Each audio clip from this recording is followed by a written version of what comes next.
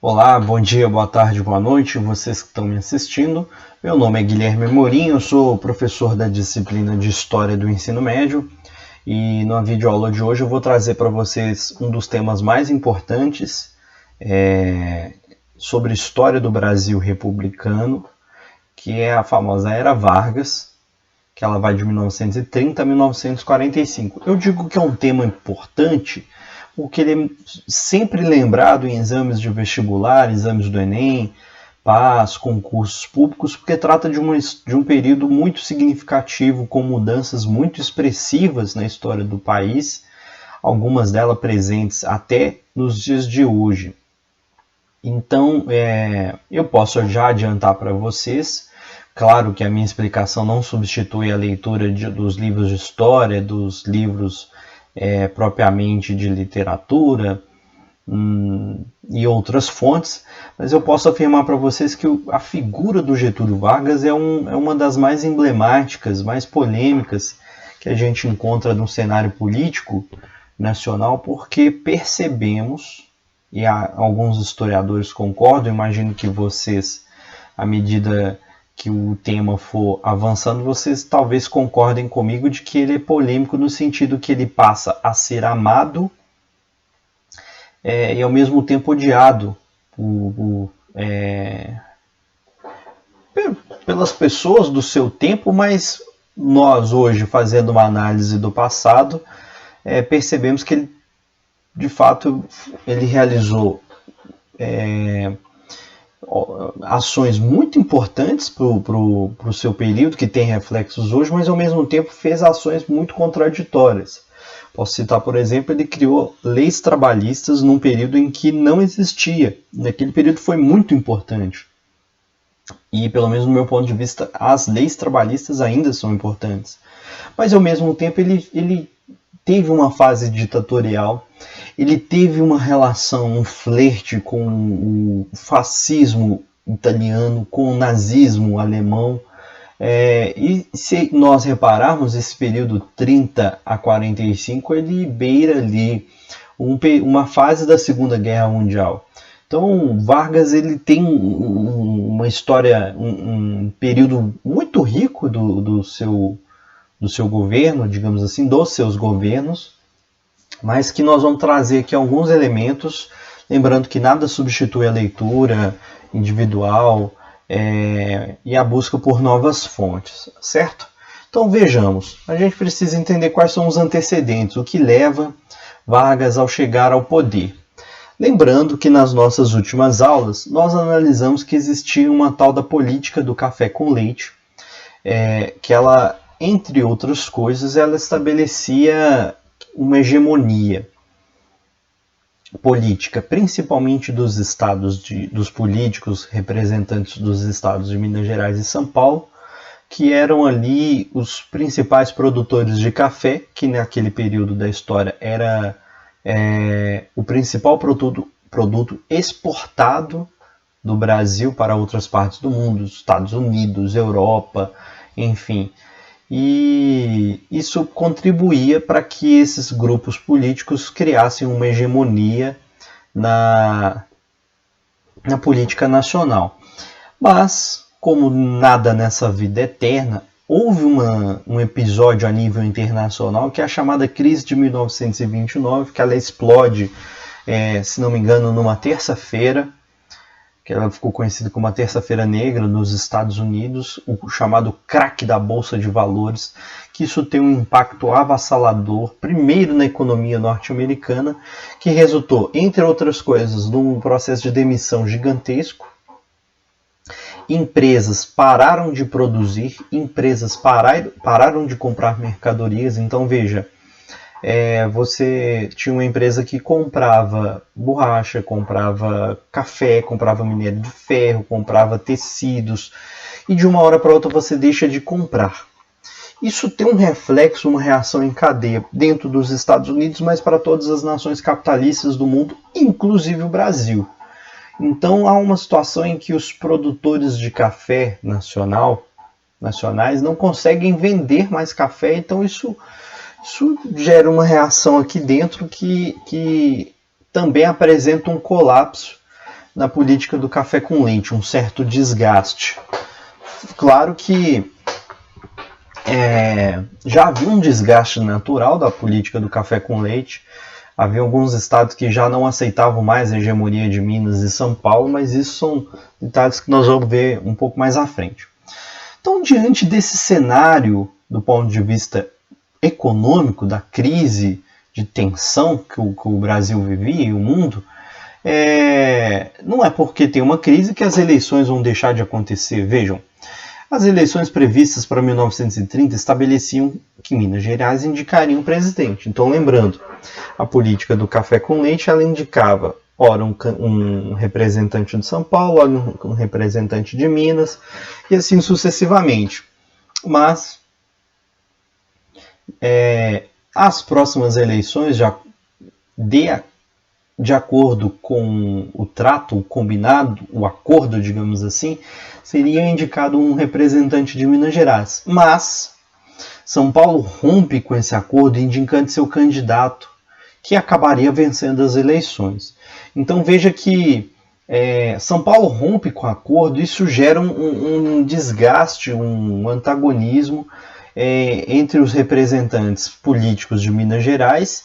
E isso acaba gerando, isso faz com que se crie um bloco dos partidos, dos principais líderes políticos estaduais, para tentar criar uma contraproposta à figura dos candidatos de São Paulo, do candidato de São Paulo. E é nessa história que surge, já havia há algum tempo, uma liderança política gaúcha, que era o Getúlio Vargas. Está aqui a sua figurinha, um senhorzinho muito simpático e tal, que consegue aglutinar outros setores da sociedade, outros agentes públicos, agentes políticos, para criar uma contraproposta à hegemonia de São Paulo, e assim eles criam um bloco hegemônico entre gaúchos, uma parte de mineiros, uma parte de paraibanos, enfim, candidatos oriundos de outras partes do país, e vão para o pau, vão para a eleição, que de fato acontece em 1929, se não me engano, para 1930, para definir quem seria o novo presidente do país. E aqui nessa imagem ela é muito interessante, porque ela demonstra que o candidato paulista, o Júlio Prestes, ele ganha, do Partido Republicano Paulista.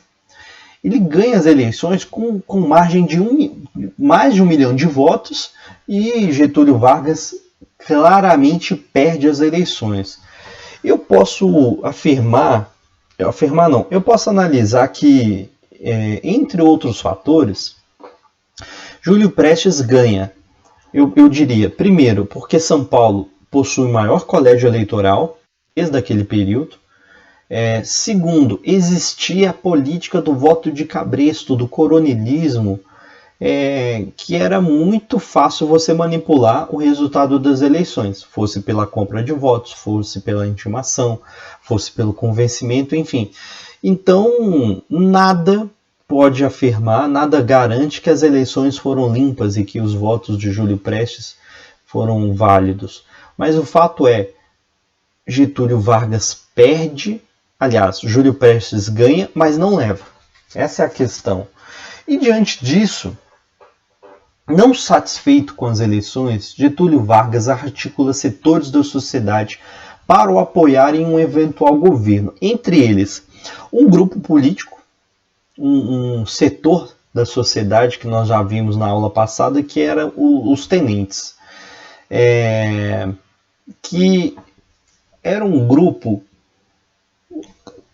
claro, um setor do exército, mas que tinham propostas muito avançadas no sentido de moralizar a sociedade, moralizar o processo das eleições. Então vejam, rapidamente. O tenentismo foi um nome dado ao movimento político-militar e à série de rebeliões de jovens oficiais de baixa e média patente do Exército Brasileiro, os tenentes, no início da década de 1920, decorrentes descontentes com a situação política do Brasil. As reivindicações do movimento tenentista coincidem com as aspirações da classe média urbana. Criticavam o sistema eleitoral, principalmente o processo de ser o voto aberto, e as eleições. Defendiam o voto secreto, reformas sociais e econômicas. O primeiro movimento tenentista ocorreu em 5 de julho de 1922 e ficou conhecido como a Revolta do Forte de Copacabana, que, se não me engano, nós citamos também na nossa última aula como um dos movimentos de caráter social da Primeira República. Então veja que o movimento tenentista ele consegue, de certo modo, se articular a nível nacional. Ora bola, o exército está presente em todas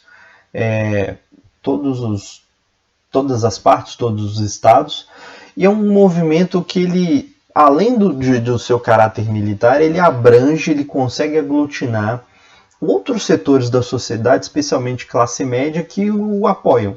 Então, Vargas ter o apoio desse setor é muito importante, é muito interessante.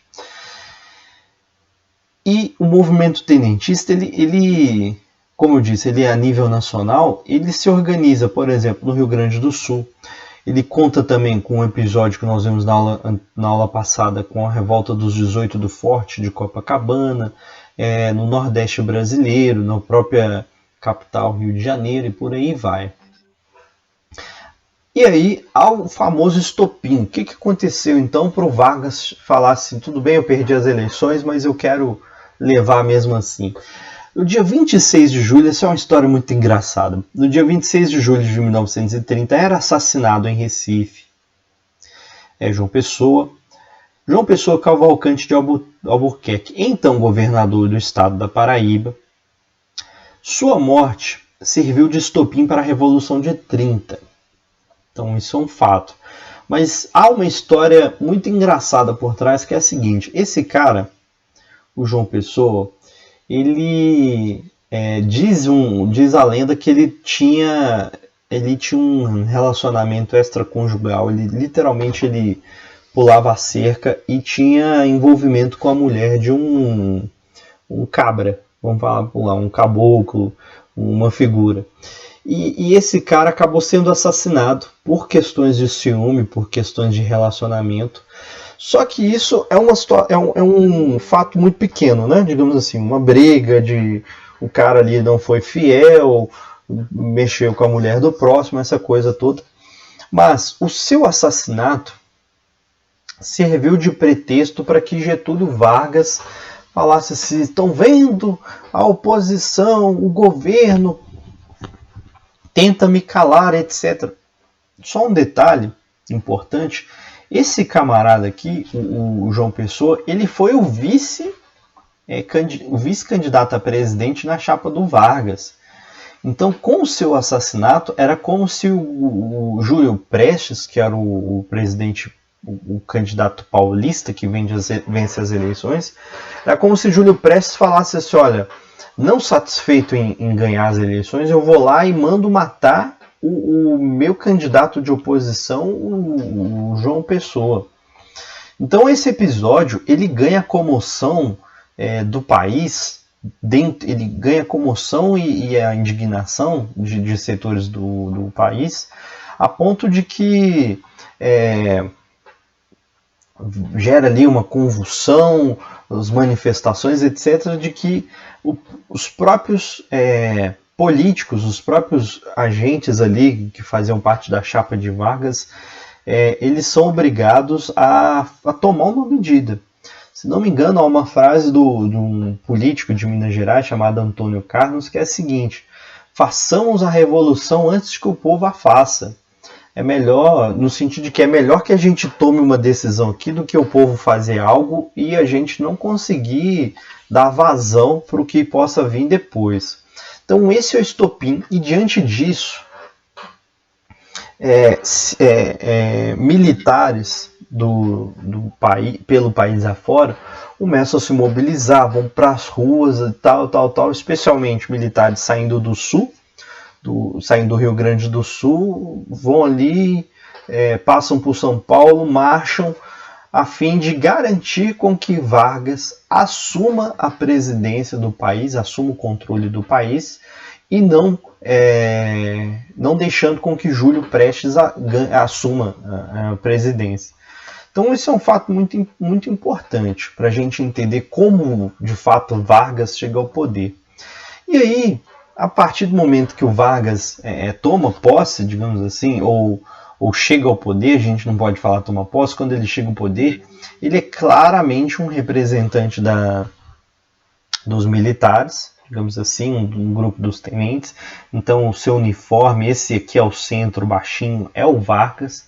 E aí, de fato, que começa a fase da Era Vargas. Isso tudo que eu disse até agora foi para explicar os elementos que levaram Vargas a chegar ao poder. E a partir de então, inicia-se 3 fases. O governo Vargas é conhecido como a Era Vargas é conhecida por 3 períodos, que o primeiro é o governo provisório, de 1930 a 34, o governo constitucional, de 34 a 37, e o Estado Novo, de 37 a 1945. A partir de agora eu vou apontar as principais características de cada período, lembrando que se você quiser mais informações, nada melhor do que a sua leitura, que você busque outras fontes, ou mesmo deixe nos comentários, me encaminhe um e-mail, uma mensagem, um sinal de fumaça, SMS que seja, pedindo para detalhar algum ponto que talvez não tenha ficado claro, ou para tentar fazer um outro tipo de abordagem, correto? Vejamos. Lembrando que uma das primeiras ações do Vargas é o seguinte: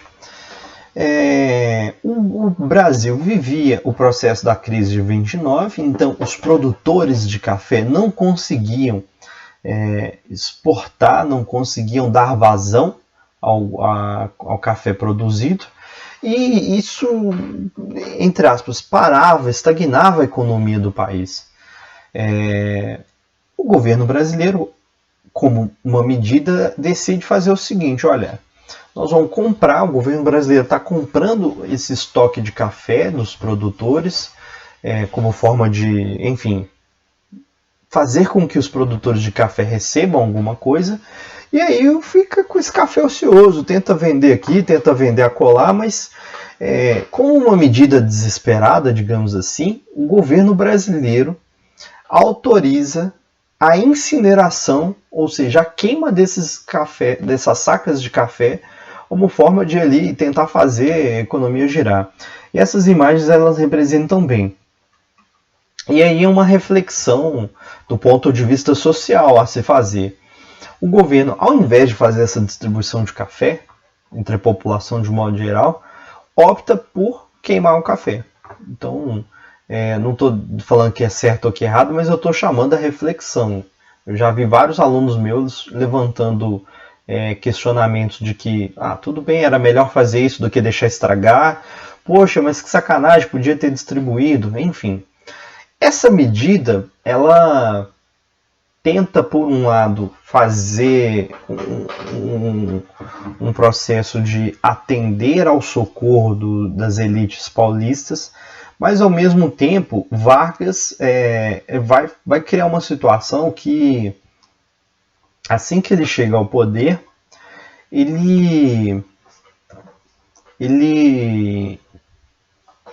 como forma política de administrar o país, ele precisa ali dar vazão aos grupos que o apoiaram, aos políticos, etc., especialmente a camada social e política que Vargas é oriundo, que são os tenentes, e o grupo do tenentismo tem uma parcela muito importante de contribuição para que Vargas chegue ao poder. Então Vargas faz o seguinte: ele vai destituindo os governadores dos estados e faz um processo de nomear interventores, em sua grande maioria tenentes, para que administrem os estados e as principais cidades do país. Então vejam, de uma hora para outra, o governador não é mais o governador, quem passa ali a administrar o país é um interventor, digamos assim, um representante do exército, um tenente, digamos assim. Isso, por um lado, é bom, porque você quebra a cadeia da política do coronelismo, mas, por outro lado, você põe uma pessoa que muito provavelmente não tem nenhum tipo de preparo e, com certeza, é uma pessoa que deve um favor político ao presidente e vai ali fazer uma ação, uma medida que em algum momento vai beneficiar o presidente. Então esse é um fator. Vargas nomeia tenentes para administrar os estados. E uma segunda medida muito polêmica do seu governo é o seguinte: a Constituição ela deixa de existir.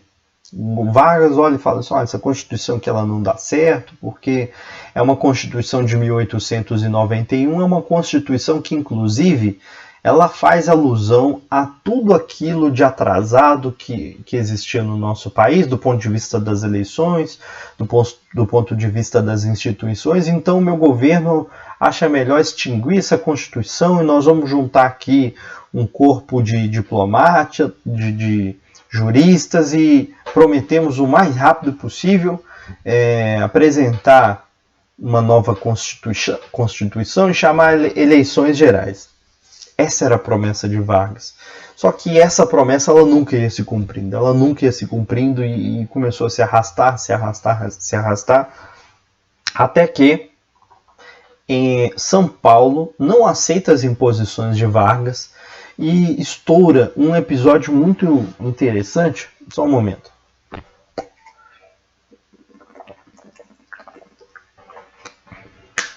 E estoura um episódio muito interessante da era Vargas, que é a Revolução Constitucionalista de 1932. Que é um episódio muito interessante, que é o seguinte: a elite paulista ela sempre foi muito forte, muito bem organizada, muito bem articulada, e percebendo as medidas que Vargas fazia ou deixava de fazer, decidiu se organizar no sentido de falar: Vargas, e aí, você não vai fazer nada não, então nós vamos pro pau, nós vamos te tirar à força, da mesma forma como você fez com o nosso representante político, Júlio Prestes, que tinha ganhado as eleições lá em 1929. Então, o que os paulistas fazem de um modo geral?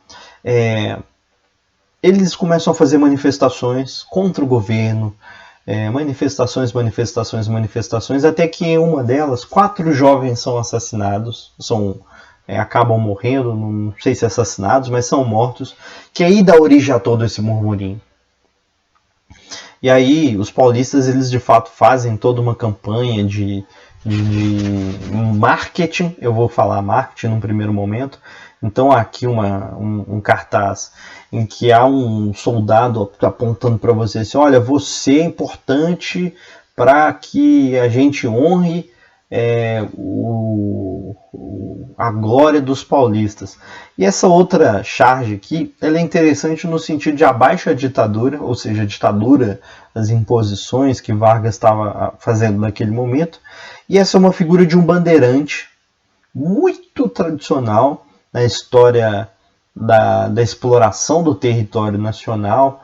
O bandeirante como uma figura imponente, uma figura corajosa que está ali explorando o território, prendendo índio, capturando escravo em busca de ouro. E essa figura do bandeirante tem em sua mão um paulista. A figura do Getúlio Vargas é tipo assim: nós paulistas vamos pegar Getúlio Vargas pelo pescoço aqui e vamos ver o que se faz. Certo? Essa revolução constitucionalista, na prática, foi o Estado de São Paulo tentando aglutinar outras forças, outros estados do país, para se voltarem contra o governo federal na figura de Getúlio Vargas. Só que São Paulo acaba se isolando nesse processo, porque mesmo a principal reivindicação dos paulistas de que era: olha, nós não queremos um interventor que não seja nem civil, que não seja militar e que não seja paulista. Nós precisamos que seja um interventor civil e paulista que a gente tenha um mínimo de interação, integração, que seja. Quando Vargas atende esse pedido para parar, entre aspas, fazer com que os paulistas parem de encher o saco, mesmo assim eles não acatam. Então, de fato, eles vão para a guerra, eles fazem um processo de disputa e literalmente há uma pequena guerra civil no nosso país. Se não me engano, de julho de 1932 a outubro. E ali há episódios do tipo...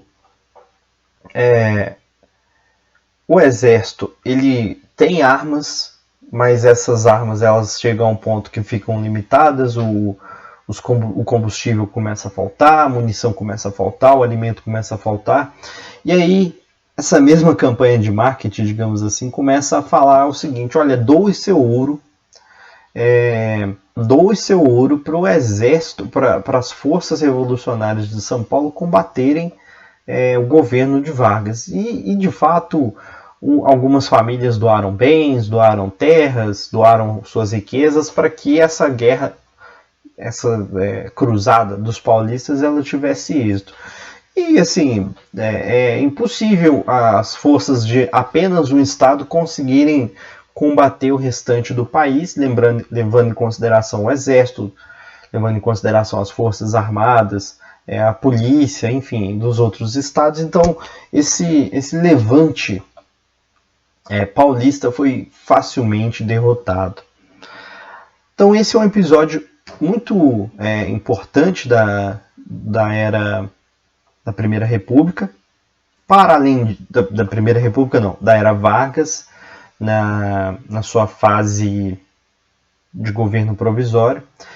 E aí nós damos início à segunda fase do governo Vargas, que é um governo constitucional.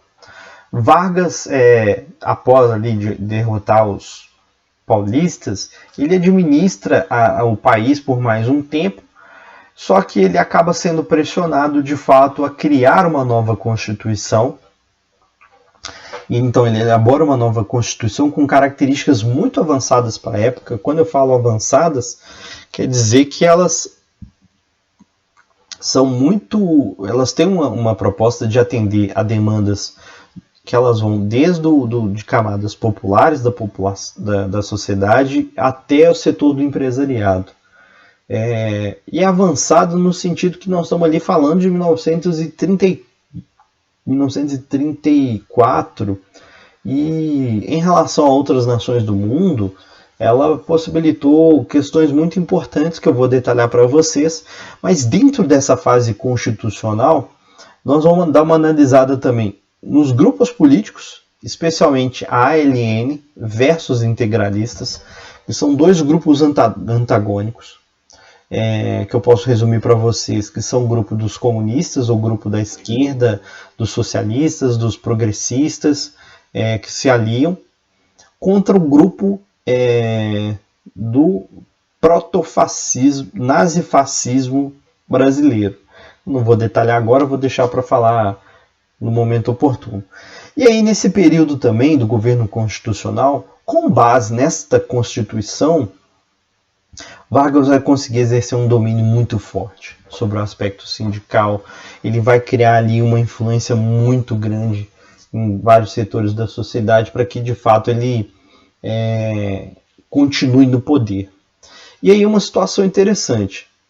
Vejam, Vargas assume em 30 e ele fica ali 4 anos dando desculpa de que vai resolver os problemas, de que mais cedo ou mais tarde ele vai convocar eleições gerais, etc. Mas quando ele promulga essa Constituição, e é interessante que ao final de 1934, o governo promulga, ou seja, o governo edita, o governo vota, digamos assim, essa Constituição ela foi votada, que ela é diferente de ortogada, que ela é imposta.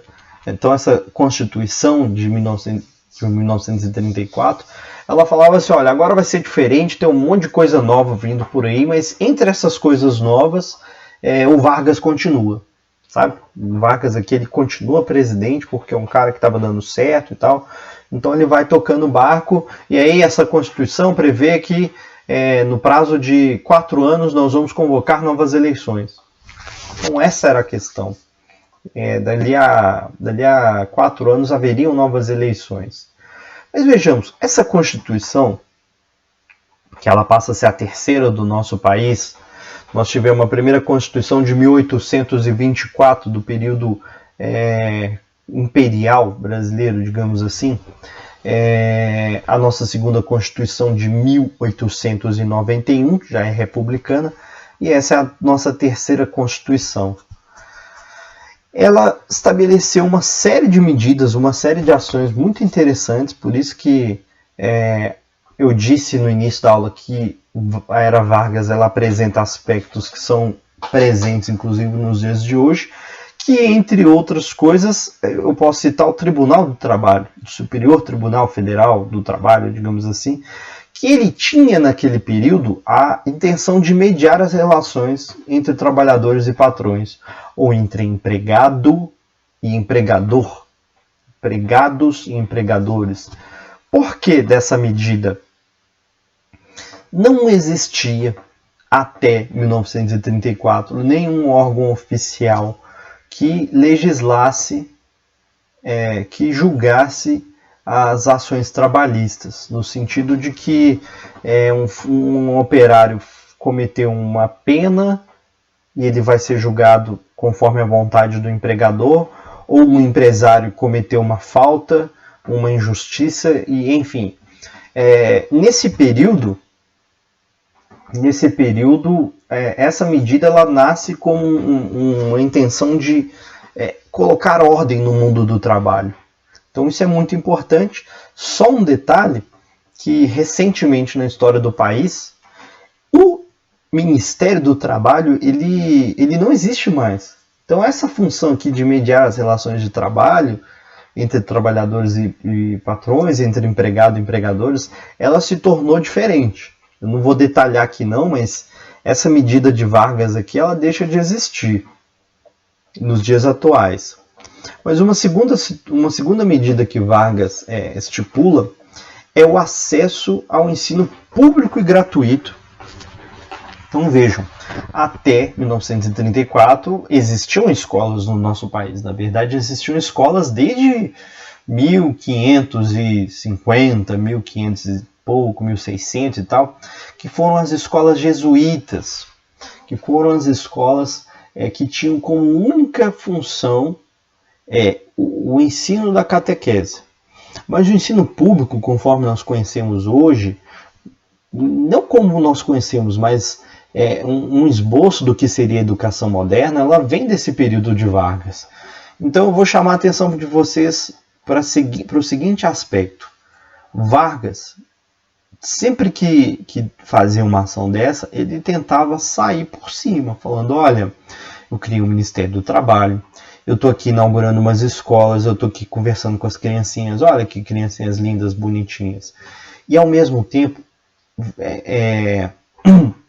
o seu governo, seus assessores, eles vão criando ali um mecanismo de propaganda. Ou seja, Vargas tenta a todo momento se mostrar presente ao povo e para isso, em vários momentos, ele utiliza da propaganda. Então, gravem esses elementos. E aí ele faz uma coisa que eu, pessoalmente, acho muito importante. Nesse ponto aqui, eu babo o ovo dele, eu admiro, que ele faz o processo de criar um salário mínimo e a jornada de trabalho de 8 horas diárias. Vejam, até 1934, até essa Constituição que não era estabelecido no nosso país um salário mínimo. Cada categoria profissional ela se organizava de forma a ter um seu, digamos, salário base. Então, categorias profissionais organizadas, numerosas, como metalúrgicos, como sapateiros, como têxteis, como trabalhadores da indústria naval, mineiros, etc., eles conseguiam se organizar, seja por greves, seja por mobilizações das mais diversas, e conseguiam ali estabelecer um pagamento mínimo. Mas o restante do país, comerciários, operadores de bonde, etc., não tinha salário mínimo. Então essa é uma medida muito importante, que o salário mínimo, se você olhar até hoje lá na Constituição e tal, ela diz que o salário mínimo ele tem que ser suficiente para que o trabalhador consiga se manter ao longo do mês, arcando com os custos de alimentação, vestuário, lazer, enfim, moradia, por aí vai. O que diz lá é o que foi criado. E a jornada de trabalho de 8 horas é um outro avanço. Por que eu falo avanço? Porque não existia limite da jornada de trabalho. Então, era normal as pessoas trabalharem 12, 14, 16 horas por dia e ganharem um salário de fome, digamos assim. Uma situação muito semelhante à Revolução Industrial da Inglaterra, lá no século XVIII e XIX. Então o Brasil ele tem esse avanço. Então, mais uma vez, em cada momento que Vargas apresentava essas medidas que a Constituição apontava, uma parte dos trabalhadores achava aquilo revolucionário, maravilhoso, Deus no céu e Vargas na terra. Então era comum em alguns momentos haverem manifestações em favor de Vargas. Outra medida, só um momento.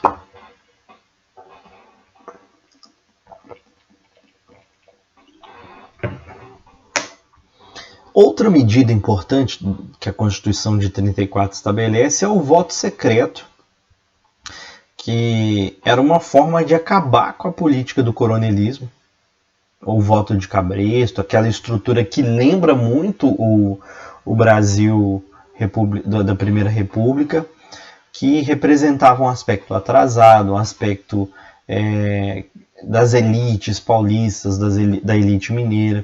Então, você estipular o voto secreto, você de fato coloca a regra no jogo, digamos assim. E isso vai, com o passar do tempo, dar origem à nossa urna eletrônica, que ela, diga-se de passagem, é um dos processos mais modernos, mais avançados sobre o aspecto eleitoral que a gente tem no mundo. Outra situação que a Constituição de 1934 estabelece, olha só, muita coisa. Ela estabelece o voto feminino. As mulheres não podiam votar até então. As mulheres não podiam votar. E aqui não podiam votar, não eram consultadas. Era uma sociedade ultra machista. Se hoje a sociedade é machista, mas naquele período era ultra machista, a ponto das mulheres não terem o direito de voto, haver uma política do patriarcalismo, em que mesmo dentro de casa as mulheres precisavam ser submissas, mas a partir do momento em que elas podem votar e ser votadas. Então, não por acaso existe uma figura feminina que se torna a primeira política, digamos assim, brasileira. Se não me engano, ela se chama Carlota Joaquina. Eu posso confirmar o nome para vocês e postar depois. Mas isso é um ponto importante também da Constituição de 1932. Já que Vargas está ali criando medidas, ações que ele tenta a todo momento se mostrar próximo dos desejos da população, ele cria uma forma de comunicar cada vez melhor e mais rápido com o povo, demonstrar de que o governo estava fazendo alguma coisa de fato. E aí é criada a Voz do Brasil, em 1935. Se você, por acaso, é amante do rádio, e já deve ter se deparado em situações que você está lá bem ouvindo sua estação favorita ali, por volta das 19 horas, para tudo e começa aquela música. Essa música é muito bonita, é uma canção elaborada pelo Heitor Villa-Lobos, ela se chama Guarani.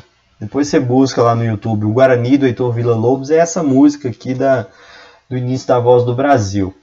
E a Voz do Brasil ela tinha como intenção demonstrar todas as ações que o governo fez ao longo daquele dia ou daquele período.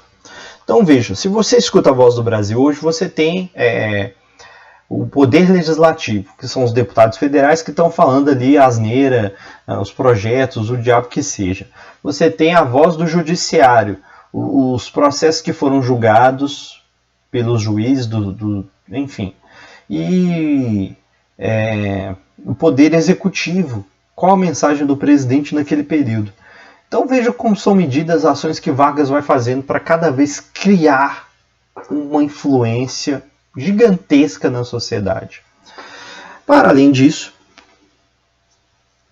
Vargas começa a fazer uma política de nacionalização progressiva das minas, jazidas minerais, quedas de água julgadas essenciais ao país. Isso daqui é um ponto muito importante da política de Vargas, que é o seguinte: Vargas, ele, diferente de qualquer outro político que existiu antes dele, Vargas tinha uma característica nacionalista, no sentido de que ele enxergou que no seu tempo as ações, as medidas, a economia do país, ela era muito dependente do capital externo. O Brasil era muito dependente, precisava exportar uma porrada de coisas. E para o Brasil de fato crescer, ele precisava ser dono soberano de alguns setores estratégicos da economia. Então, vejam, se eu preciso crescer, eu preciso de energia elétrica. Para gerar energia elétrica, eu preciso aproveitar ao máximo possível as quedas de água que estão disponíveis em toda a região do país. Então, para isso, eu posso aqui criar a hidrelétrica do Vale de São Francisco, que é uma obra lá da Era Vargas, que existe até hoje. Eu preciso ser dono, o Estado brasileiro precisa ser soberano sobre os seus recursos minerais, entre eles as jazidas de minério, lá da região de Minas Gerais, o nióbio, enfim, são situações que fazem com que o governo brasileiro ele crie uma política nacionalista. Ele vai priorizar o que é nacional, vai criar um Estado forte, um Estado interventor, não dando brecha para políticas do liberalismo, por exemplo, da liberdade de mercado. Enfim, diante disso tudo, uma primeira reflexão que a gente precisa fazer aqui: seria Getúlio Vargas um pai dos pobres? Sabe? O cara cria jornada de trabalho de 8 horas, o cara cria o salário mínimo, o cara permite com que as mulheres possam votar, o cara estipula que a educação ela vai ser universal em todos os educação vai ser universal, obrigatória, e cria as condições para que isso aconteça, criando além disso o Ministério da Educação e o Ministério da Saúde, que eram assim, demandas urgentes da população. Então veja, Vargas cria uma série de de elementos que fala assim: pô, o cara é bacana, velho, Vargas é show de bola. Mas é aí que cabe essa primeira reflexão. Seria Vargas um pai dos pobres? Ele não é um pai dos pobres, mas ele é conhecido, passa a ser conhecido na história como um populista. Eu trago essa reflexão. Eu faço esse extrato aqui do dicionário de conceitos históricos, que é o seguinte: o que é um populista na verdade? É um nome dado à ação política baseada em líderes carismáticos, em que em geral se propõe a governar em nome do povo e para o povo. Esses políticos populistas apresentam discursos inflamados, com forte teor nacionalista, buscavam sua base nos mais diferentes segmentos da sociedade, desde o operariado até o empresariado, acenando com ganhos para ambos os lados, atraindo grandes contingentes de pessoas, colocando em segundo plano o partido e os programas políticos, preferindo um diálogo direto com os eleitores. No Brasil, o principal exemplo de político populista é Getúlio Vargas, que se tornou conhecido como o pai dos pobres.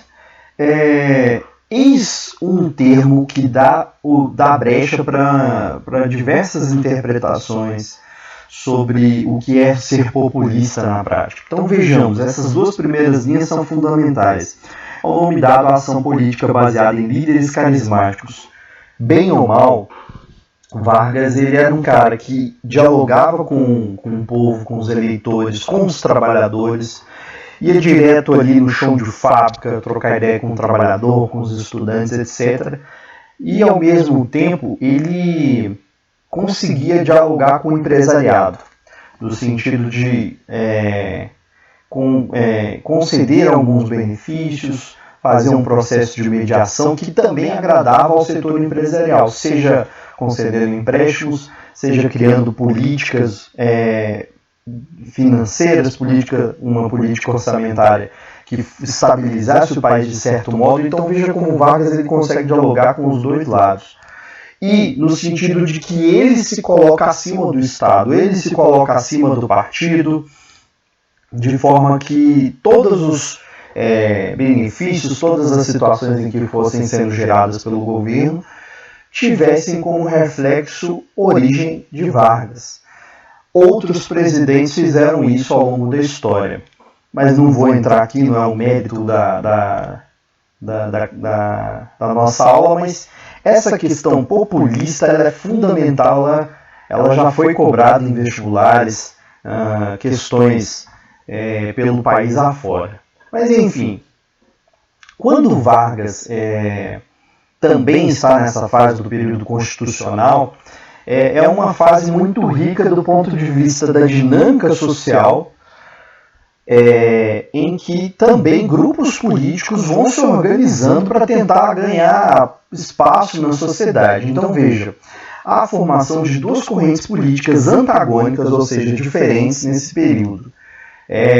Muito fruto dos elementos que estão acontecendo no mundo, ou seja, no contexto internacional. Então veja que entre 34 e 37 há um fenômeno, especialmente na Europa, que é o processo de ascensão, de surgimento, de crescimento, fortalecimento do fascismo na Itália, com Benito Mussolini à frente, e do nazismo na Alemanha, com Adolf Hitler, e um processo já consolidado da experiência socialista da Rússia de 1917.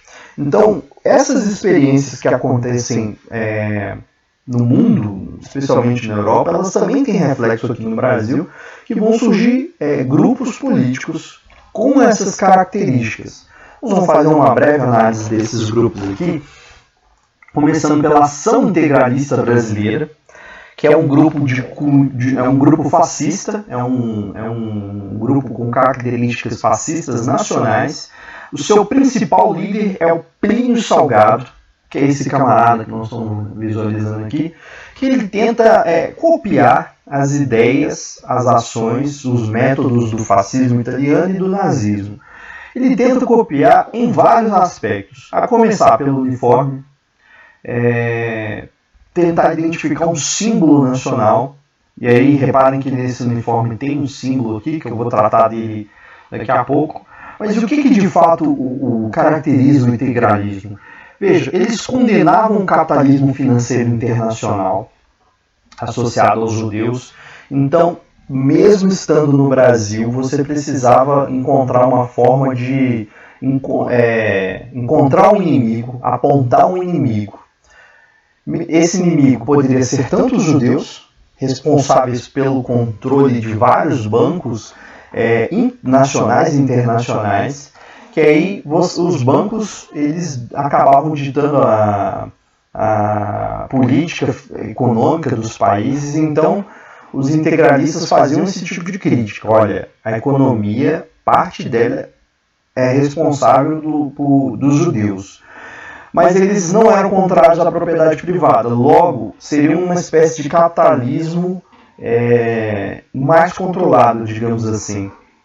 São adeptos também do totalitarismo, do unipartidarismo e o Estado centralizado forte. O unipartidarismo seria um único partido, ou seja, o meu partido dos integralistas, e não permito a existência de outros. Veja que a experiência nazista na Alemanha existia apenas um partido, o Partido Nacional Socialista. Todos os demais foram eliminados ou proibidos. Na Itália, a mesma coisa, existiu o Partido Fascista. E todos os outros partidos foram proibidos ou caçados. Essa ideia de Estado forte seria um Estado que controlasse as instituições de forma a não permitir com que grupos ou figuras fugissem, criassem uma situação de instabilidade, principalmente instabilidade contra o regime, contra as ideias do integralismo ou as ideias que ali estavam representando o fascismo. Esse grupo tinha um lema: Deus, Pátria e Família. Deus, porque foi um grupo que tinha uma proximidade com a Igreja Católica muito grande, no sentido de que a Igreja Católica nesse período, tanto no Brasil quanto no mundo, tinha um combate muito forte ao comunismo, especialmente o comunismo ateu, no sentido de um senso comum que houve ao longo dos anos 30 de que os comunistas eram ateus, eram contrários à Igreja, que se pudessem destruiriam a religião. Aí é um debate muito mais complexo e elaborado sobre se o comunismo combatia ou não a Igreja, baseado nas ações que a União Soviética vinha tomando nesse processo. Mas tinha como lema também pátria, ou seja, um nacionalismo exagerado, e família. Essas ações, esse lema, ele conseguia abarcar, ele conseguia agradar grandes setores da sociedade, especialmente da classe média. E aí, um parênteses aqui. Recentemente na história do Brasil, no nosso país, nós já vimos grupos políticos se manifestando com esse mesmo tipo de lema. Deus, Pátria e Família. Um pouco mais à frente na história, no regime militar, vão ter palavras de ordem que também vão ter esse sentido. E um tipo de saudação com a palavra Anauê. Anauê é uma palavra de origem tupi, tupi-guarani, que quer dizer uma saudação, olá, tudo bem, como vai? E é uma característica para também tentar copiar a saudação nazista, que era o braço esticado, onde eles diziam Ha Hitler, olá Hitler, etc. Mas no caso aqui é o Anauê, uma palavra de origem tupi, para fortalecer ainda mais o espírito nacionalista. Isso aqui eu já disse, apoiados por setores da igreja, eles têm um combate ao comunismo ateu, eles acabam tendo uma inserção na classe média alta, empresários capitalistas e imigrantes de descendentes de imigrantes ou descendentes de imigrantes ítalo-germânicos que se organizam especialmente na região sul do país, numa característica um tanto quanto racista, de que essas pessoas, sendo descendentes de raças das etnias europeias, das nacionalidades europeias, seriam superiores. Então essa ideia de que os povos do sul são superiores não é de hoje, não é um discurso recente no nosso país. E aqui, como símbolo, assim como o nazismo tinha a suástica como símbolo principal e o fascismo o feixe, que é o símbolo, que é um machado enrolado, o integralismo também tinha um símbolo que era esse, conhecido como sigma, e essa era uma representação nacional. Como eu havia dito agora há pouco, o integralismo tinha como saudação Anauê. As pessoas faziam assim, se saudavam e tal, Anauê. E era muito, muito comum o uniforme, um verde escuro dessas pessoas, desses integralistas, com o símbolo, um bracelete com sigma, e eles se organizavam. Então, esse primeiro grupo político, social que foi se gestando aqui ao longo dos anos 30 no país, ele tinha claramente características de direita e características fascistas.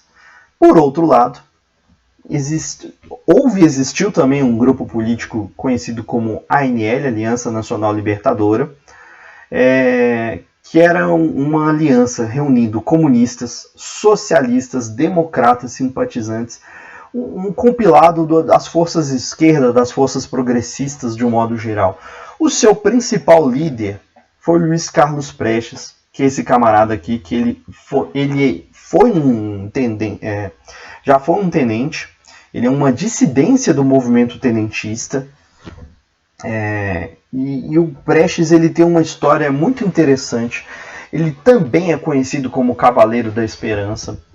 Ele foi responsável por realizar a Coluna Prestes, um grupo de tenentes, de dissidentes do Exército que percorreu, se não me engano, 35 mil quilômetros pelo Brasil, pelo interior do Brasil, num processo de combater a política do coronelismo, de denunciar a política das oligarquias. Então Vargas, com o passar do tempo, ele vai ganhando simpatia de camadas populares do nosso país, só que chega um ponto em que a coluna ela se desgasta, que ela chega ao seu limite, ela vai ali perdendo adeptos e tal, membros.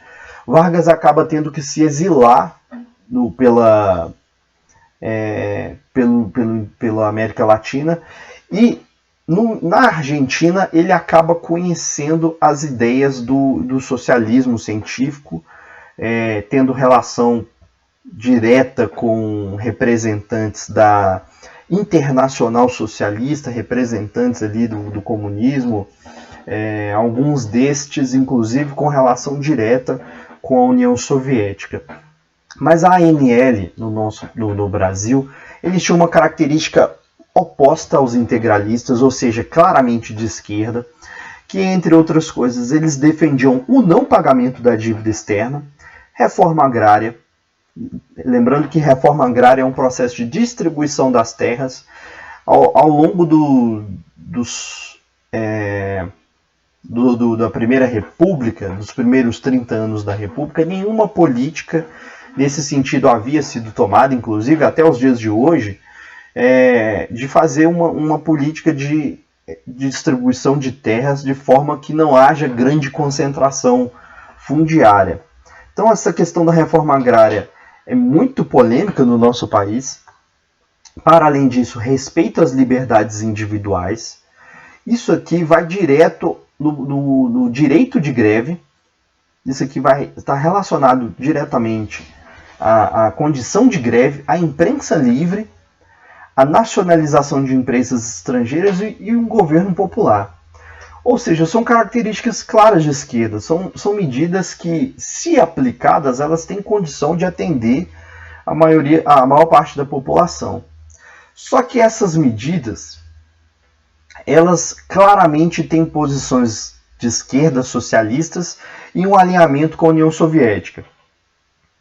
E nenhuma nação capitalista do mundo queria ter um nascedouro, uma nova experiência de Revolução Russa que acontecesse de novo. Então, os governos capitalistas do mundo tratam de colocar na ilegalidade, de perseguir esses líderes políticos, socialistas, de reprimir qualquer tipo de tentativa de uma nova revolução, um levante popular nesse sentido. Logo, Getúlio coloca a ANL na legalidade em 1935. Ao mesmo período, por que 1935? Porque nós tivemos uma experiência muito interessante, que foi a Intentona Comunista de 1935, que foi uma tentativa de membros da ANL de fazerem literalmente uma revolução no nosso país, uma revolução aos moldes do que foi a Revolução Russa. E aí o Luiz Carlos Prestes tem um papel decisivo nesse episódio, que o Prestes ele acaba fazendo uma visita à União Soviética e conhece ali os membros da Internacional Comunista, e eles meio que dão uma orientação para que ele volte ao Brasil, crie as condições para fazer um levante popular, para que façam uma revolução de caráter popular no Brasil. Essa experiência, essa revolução, ela contaria principalmente com o auxílio dissidentes tenentes que estavam espalhados pelo país afora, com características que tinham ali uma certa adesão à esquerda, que tinham uma certa adesão ao socialismo. Só que foi uma experiência, do ponto de vista social, muito emblemática, de que ela, de fato, aconteceu um levante militar, mas o que a ANL não contava, especialmente o PCB, o Partido Comunista Brasileiro, é de que não houve uma adesão por parte da população brasileira, especialmente os operários nesse período. Logo, os levantes que aconteceram dentro dos fortes do Exército, especialmente, se não me engano, no Rio Grande do Norte e no Rio de Janeiro, eles ali duraram alguns dias, um pequeno período, mas acabaram sendo abafados logo em seguida. Logo, com isso, a tentativa fracassa, e o Luiz Carlos Prestes é preso. Esse episódio, ele conta com a participação de uma pessoa ilustre, de uma figura histórica muito conhecida a nível nacional e mundial, inclusive, que é a Olga Benário, que ela foi responsável, digamos assim, da Internacional Comunista para acompanhar o Prestes de volta ao Brasil, e os dois acabam tendo um relacionamento, enfim. Essa história ela é melhor relatada, ela tem mais detalhes num filme nacional chamado Olga, que acaba contando um pouco desse episódio, um pouco da vida do Luiz Carlos Prestes, da sua experiência na União Soviética, sobre como Olga Benário e Prestes se relacionam, e dessa experiência, inclusive, da intentona comunista. Então vejam como que o Brasil, como que a década de 30 ela é dinâmica, que mesmo Vargas colocando uma série de elementos, uma série de fatores no seu governo, não quer dizer que não existiam grupos políticos de oposição que a todo momento tentavam dar um golpe para eliminar o seu governo. Então, diante dessa situação de que Vargas, observando que existiam grupos que estavam ali também em disputa do poder, ele cria um plano para arquitetar a continuidade do seu governo. Vargas, traduzindo, ele cria uma fake news e solta na imprensa de que os comunistas iriam fazer uma nova tentativa de golpe, diferente da intentona de 35, faria uma nova tentativa de golpe para tomar o poder no país. E joga isso para a imprensa. Então tá aqui o Correio da Manhã, de sexta-feira de 1º de outubro de 1937, as instruções do Comintern.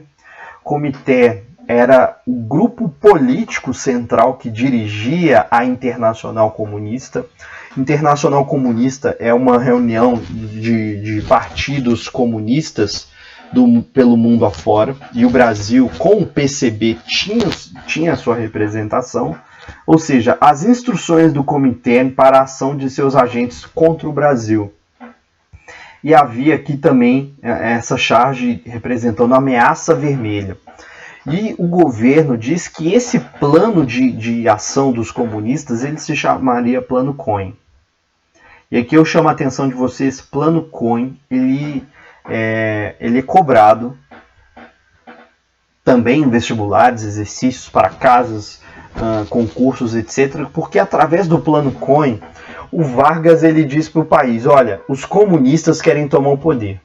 Nós precisamos criar as condições para impedir a ameaça comunista. A partir do momento que ele diz que vai combater o comunismo, ele ganha adeptos de vários setores da sociedade, desde a classe média, passando pela Igreja Católica e principalmente o empresariado, os grupos liberais capitalistas.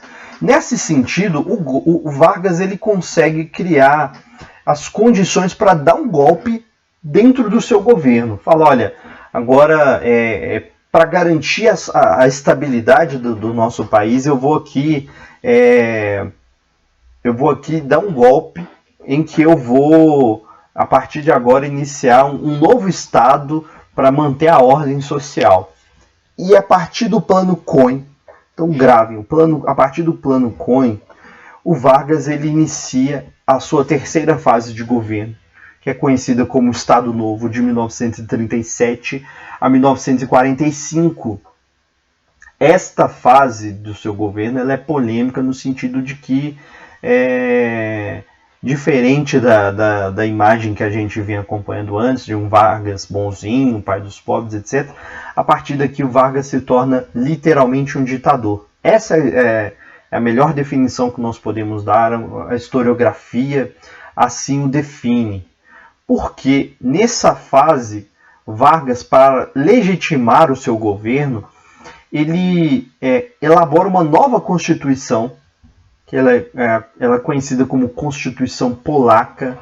Ela é baseada principalmente na Constituição fascista italiana. E que esta Constituição, entre outras coisas, ela tem como principal função uma maior concentração de poderes na figura do executivo, ou seja, na figura do presidente. E aí ele vai criar uma série de mecanismos, de instrumentos, para que ele se torne cada vez mais um líder popular e um líder forte. Essa Constituição, para vocês terem ideia, ela foi outorgada, diferente da Constituição de 1934, que havia sido promulgada. Quando uma Constituição é promulgada, ela é votada, ela é aprovada. Neste caso, outorgada, ela foi imposta. E a partir de então, Vargas se torna um ditador. A partir de então, Vargas ele começa a cada vez mais se basear nos regimes ditatoriais, nos regimes totalitários da Europa. E essa imagem eu acho ela fantástica, no sentido de fazermos uma comparação sinistra, de que o governo brasileiro, através da propaganda nacional, digamos assim, ele começa a se basear nas experiências totalitárias da Europa. Então veja,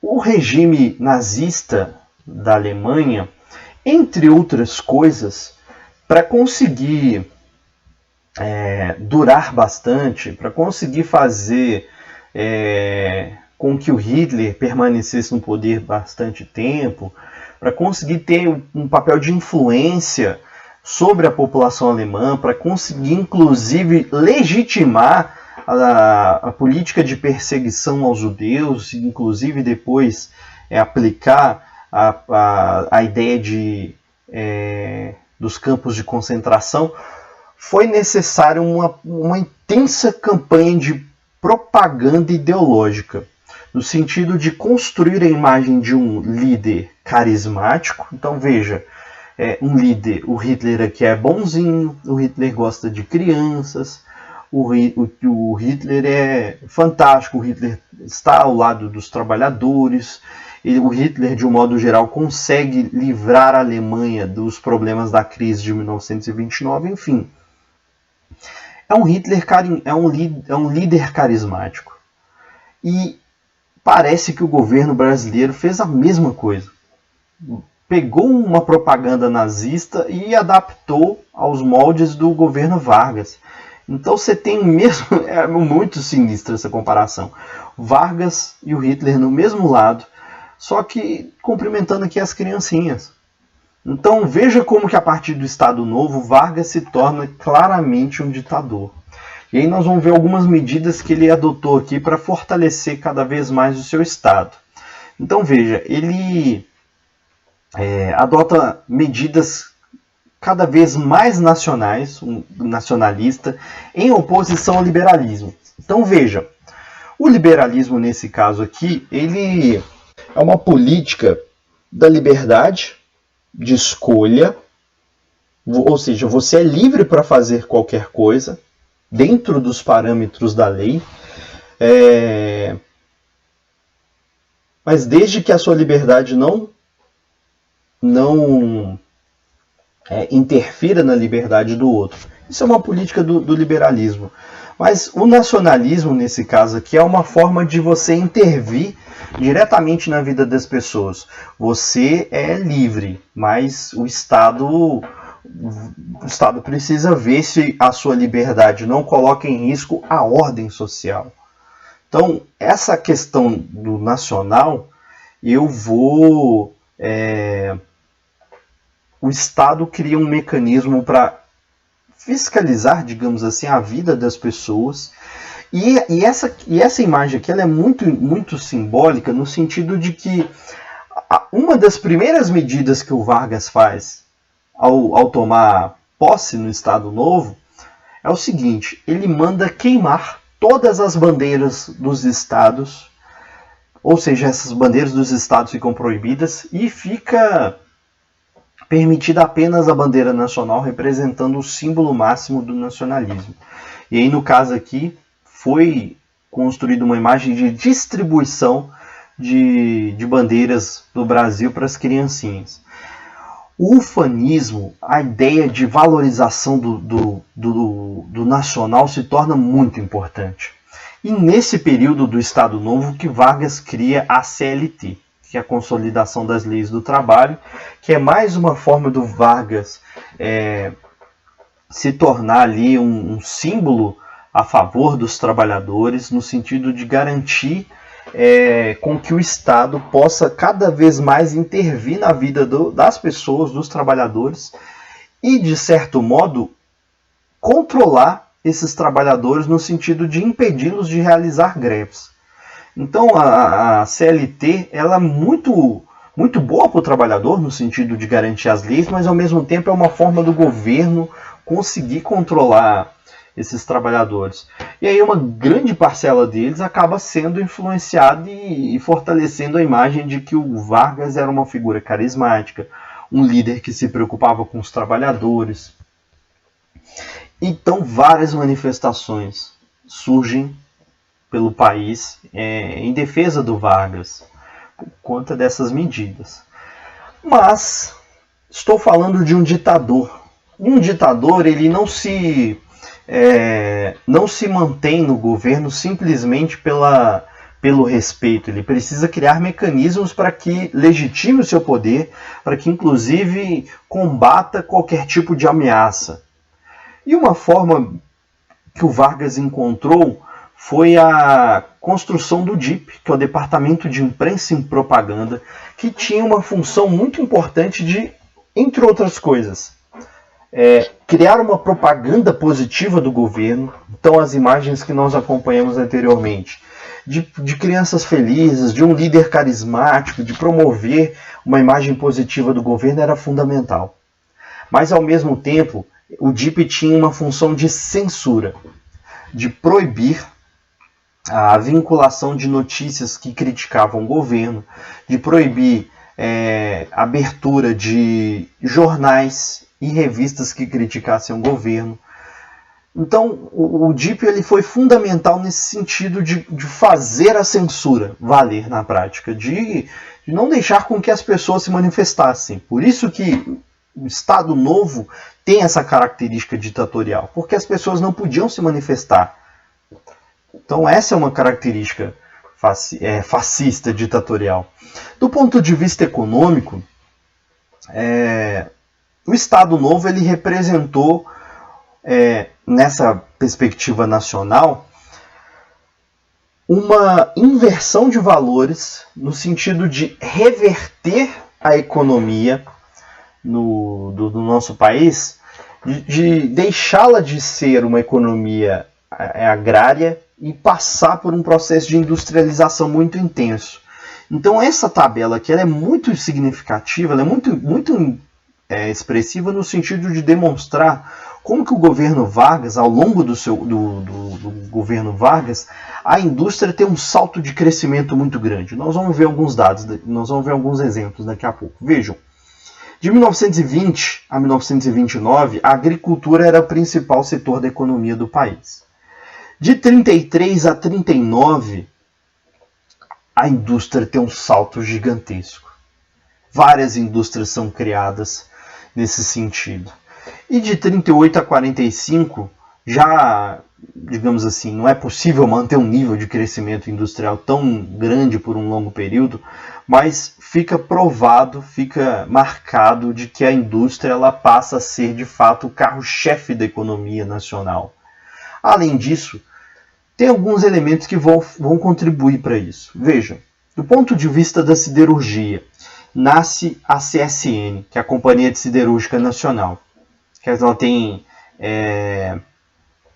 ela se inicia em 1941, com uma história muito interessante, porque nessa fase aqui de 1941, só um parênteses, a Segunda Guerra Mundial já estava rolando, o pau estava atorando na Europa e tal, e os Estados Unidos, num determinado momento, solicitaram a ajuda do Brasil, entre outras coisas, e o Brasil falou, olha, eu posso até entrar na guerra, mas eu vou querer algo em troca.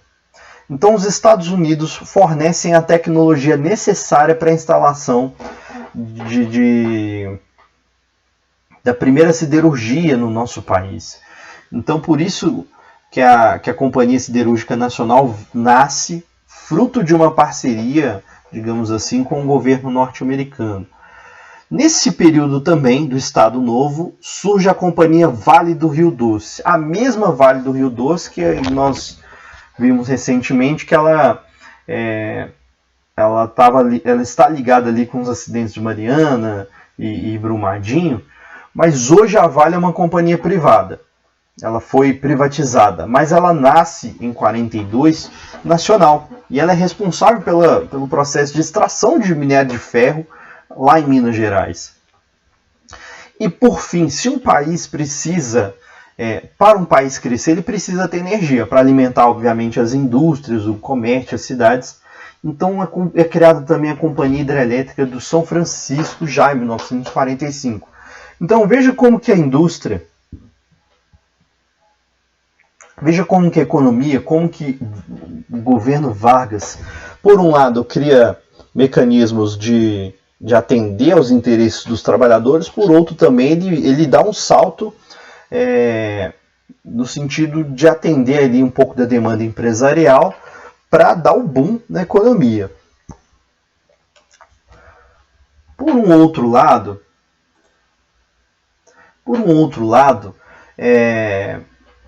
Vargas ele estava ali já sofrendo um processo de desgaste, ele estava literalmente com um governo ditatorial, e o Brasil foi forçado a entrar na Segunda Guerra Mundial. Não é o nosso foco aqui, mas a guerra estava rolando desde 1939, o Brasil mantendo uma política de neutralidade, muito delicada, por sinal, porque, veja, o Brasil tinha uma constituição baseada na Constituição fascista da Itália. O Brasil tinha relações políticas, diplomáticas, comerciais com a Alemanha nazista. Não por acaso, aquele filme que eu comentei ali atrás, da Olga, o governo brasileiro autorizou extraditar a Olga Benário, que era uma alemã judia, para o Hitler, para a Alemanha nazista. Então, o Vargas e a Alemanha nazista tinham uma certa relação diplomática, comercial, etc. Então, o Brasil tentou se manter neutro nessa história, acabou entrando na guerra porque teve alguns navios afundados e sofreu uma certa pressão nacional e internacional, principalmente dos Estados Unidos. E o Brasil acaba entrando na guerra com a FEB, que é a Força Expedicionária Brasileira. Então aqui nós temos o corpo expedicionário de soldados brasileiros que foram combater o exército nazista na Alemanha. E eles têm um papel muito importante na guerra e tal, mas quando a guerra acaba, ou quando a guerra começa a apontar sinais do fim, fica aquela sensação de o seguinte: olha, a gente estava combatendo regimes ditatoriais na Europa, mas dentro do nosso país nós temos um presidente ditatorial. Como é que fica isso? Então agora a gente precisa resolver as questões ditatoriais do nosso país, de apontar um regime democrático, convocar novas eleições, respirar o ar da liberdade. Então o advento da Segunda Guerra Mundial contribuiu, entre outros fatores, para o desgaste do governo Vargas. E o processo do fim do Estado Novo e a abertura democrática, etc., ela é marcada principalmente por um grupo de políticos mineiros que lançam o famoso Manifesto dos Mineiros, que eles apontam uma série de críticas do governo Vargas, da questão da censura, das questões de prisões que aconteciam, torturas, etc., perseguições. E, entre outras coisas, o Manifesto dos Mineiros ele aponta a necessidade de novas eleições, de que não fazia sentido mais um governo ditatorial num mundo que respirava o ar da liberdade com o fim da Segunda Guerra Mundial. Ao mesmo tempo, Vargas cria uma estratégia, já que tinha uma influência muito grande entre os trabalhadores, de lançar uma política que ficou conhecida como queremismo. Esse queremismo, ele é muito... Essas duas questões, na verdade, elas são emblemáticas que justificam, entre outros pontos, o fim do Estado Novo. O queremismo, na prática, ele se tornou uma espécie de palavra de ordem, dita por setores que defendiam o governo de Vargas, que tipo assim, olha, tudo bem, vocês estão defendendo democracia, novas eleições, mas nós queremos que o Vargas permaneça no governo, queremos Getúlio. E desse processo de desgaste do governo, o Vargas ele se vê na condição insustentável de continuar no governo e acaba falando o seguinte, tudo bem, vocês venceram, vou convocar novas eleições para o final de 1945. E eleições são chamadas. 3 candidatos disputam a eleição. O primeiro deles, Eurico Gaspar Dutra, do partido PTB, Partido Trabalhista Brasileiro, e do PSD, Partido Social Democrata. Ele vence as eleições com 55% dos votos. O segundo candidato, Eduardo Gomes, da UDN, fica em segundo lugar. E o PCB, que era o Partido Comunista Brasileiro, que havia sido colocado na clandestinidade, digamos assim, na ilegalidade pelo próprio governo Vargas, nessa onda dessa tentativa do Vargas de tentar demonstrar uma abertura democrática, um certo voto de boa vontade, ele autoriza a existência de novos partidos políticos, e entre eles que o PCB volte a disputar o processo eleitoral, etc. E mesmo com o processo das eleições apontando de que o governo Vargas ia chegar ao final, houve um receio de parte do Exército Brasileiro de que esse movimento queremista criasse as condições de que o Vargas permanecesse no governo por mais um período. Então, uma parcela do Exército Brasileiro literalmente vai dar um golpe. Eles cercam o palácio do governo, na antiga capital federal, no Rio de Janeiro, e exigem com que Vargas saia de lá, tipo assim, cara, sai daí, já deu seu governo. E o Vargas, ele literalmente sofre um golpe ao final do Estado Novo, em 1945, e aí acaba a fase da Era Vargas, de uma forma muito interessante. Vargas, ele assume o governo em 1930 através de um golpe, e ele deixa o governo em 1945 através de um golpe arquitetado pelo Exército e pela oposição. E essa imagem aqui, ela representa que o Vargas ele sai da cena política momentaneamente. Ele coloca a viola dele no saco, vai tocar a vida, etc.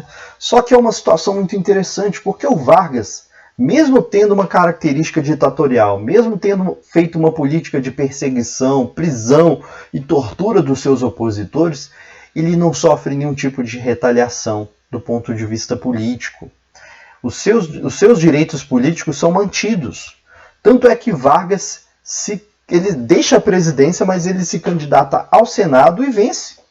Ele vence, ele se torna senador, fica ali uma espécie de coadjuvante da cena política nacional e volta ao governo anos mais tarde. Mas isso é tema para uma próxima aula. Por fim, eu trouxe aqui uma questão do Enem do ano de 2018. Que, como eu disse, alguns vestibulares, exames de seleção, eles simplesmente jogam uma imagem e pede para você interpretar. Nesse caso, essa imagem ela foi impressa em uma cartilha escolar durante a vigência do Estado Novo, com o intuito de... Qual era a intenção do governo Vargas em distribuir caderninho para as crianças com essa imagem carinhosa do Vargas? Olha, vou dar aí um tempo para vocês lerem as questões. 5, 4, 3, 2, 1.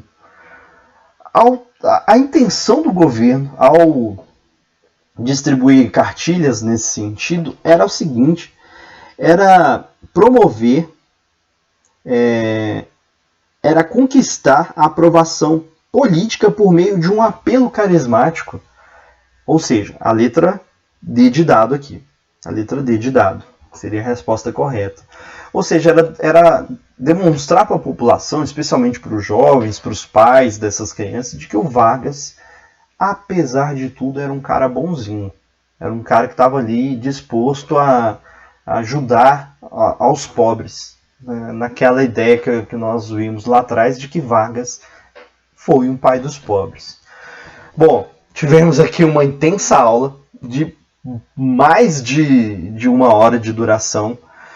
Parece cansativo, exaustivo, mas é um tema intenso, muito intenso. Eu espero que tenham compreendido os principais pontos. Se ficou alguma dúvida, por favor, deixem aí nos comentários, encaminhem um e-mail.